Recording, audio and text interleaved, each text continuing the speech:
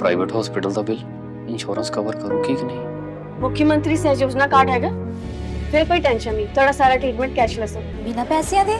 जी हाँ। ਹਰੇਕ ਨਾਗਰਿਕ ਜਿਹੜਾ ਹੈ ਉਹ ਮੁੱਖ ਮੰਤਰੀ ਸਿਹਤ ਕਾਰਡ ਜਦੋਂ ਬਣ ਗਿਆ ਤਾਂ ਉਹ 10 ਲੱਖ ਰੁਪਏ ਦਾ ਮੁਫਤ ਤੇ ਕੈਸ਼ਲੈਸ ਜਿਹੜਾ ਇਲਾਜ ਕਰਾਉਣ ਦੇ काबिल भी होगा, एलिजिबल भी होगा। पंजाब सरकार लेकर आई है दुनिया की पहली सेहत योजना। अब पैसे के कारण पंजाब का कोई भी नागरिक बढ़िया इलाज से वंचित नहीं रहेगा।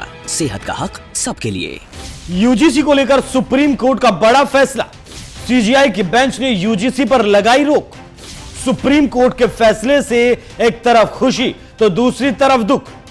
सीजीआई सूर्यकांत और जस्टिस जयमाला बागची की बेंच ने सुनाया फैसला।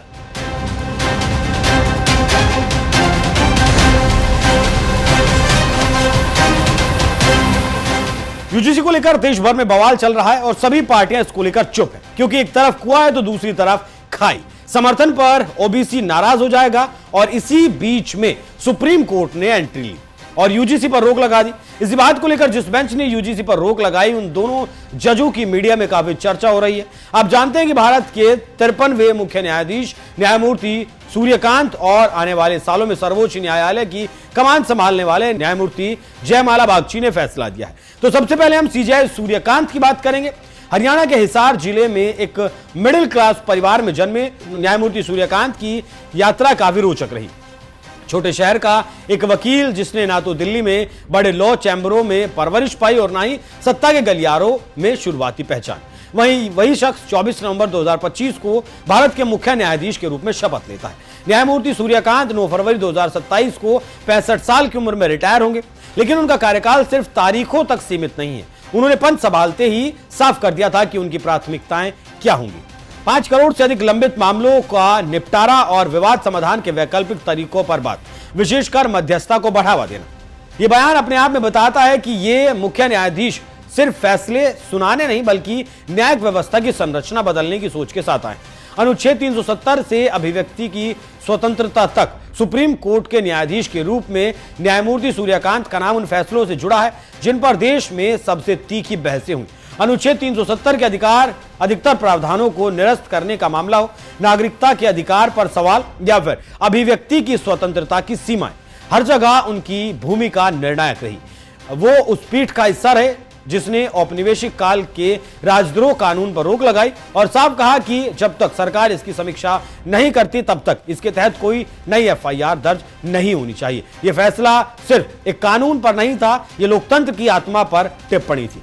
इसके साथ सीजीआई ने बिहार में मतदाता सूची के विशेष गहन पुनरीक्षण यानी एसआईआर को लेकर जब विवाद सुप्रीम कोर्ट पहुंचा तब न्यायमूर्ति सूर्यकांत ने निर्वाचन आयोग से एक सीधा सवाल किया, 65 लाख नाम हटे तो देश को बताइए कि वो लोग कौन हैं। ये निर्देश लोकतंत्र की बुनियाद को छूता है। मताधिकार सिर्फ एक प्रशासनिक प्रक्रिया नहीं बल्कि नागरिकता का सबसे बुनियादी अधिकार है और इस अधिकार की पारदर्शिता पर कोई समझौता नहीं। ऐसे और भी फैसले हैं जिनको सूर्यकांत से जोड़ा जा सकता है। इससे आप समझ सकते हैं कि कौन है सूर्यकांत और कैसे इतने बड़े पद पर पहुंचे हैं।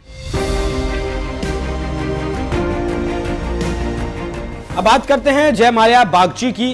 मार्च 2025 में सुप्रीम कोर्ट के न्यायाधीश बने न्यायमूर्ति जयमाल्या बागची आने वाले सालों में भारतीय न्यायपालिका का भविष्य तय करने वाले नामों में से एक होंगे।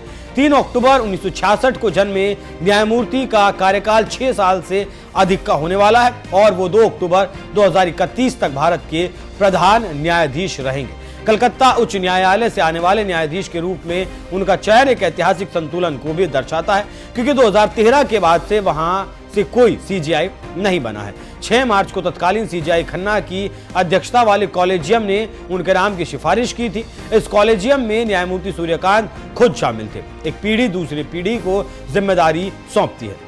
बागची 2011 में कलकत्ता हाईकोर्ट जज बने, 2021 में आंध्र प्रदेश हाईकोर्ट में काम किया और फिर सुप्रीम कोर्ट में वापसी हुई। न्यायमूर्ति बागची का करियर अनुभव और संतुलन का उदाहरण है।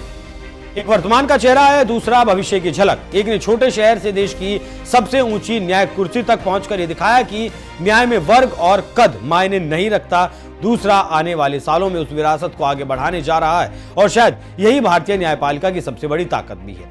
न्याय जो नाम से नहीं नियत से चलता है, तो आप समझ सकते हैं कि वो कौन दो लोग हैं जिन्होंने यूजीसी पर फैसला दिया और ये दोनों क्या करते हैं और कैसे सुप्रीम कोर्ट पहुंचे और कैसे देश की न्यायपालिका की दशा और दिशा बदल रही है।